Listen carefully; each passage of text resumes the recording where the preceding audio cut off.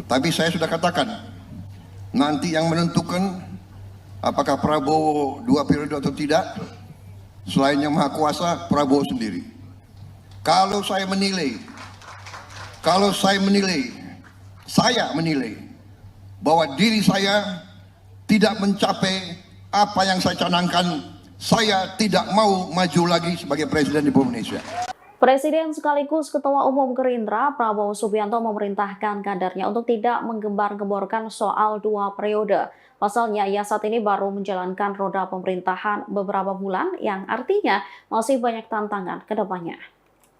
Prabowo buka suara soal peluangnya maju untuk periode kedua pada pemilihan presiden 2029.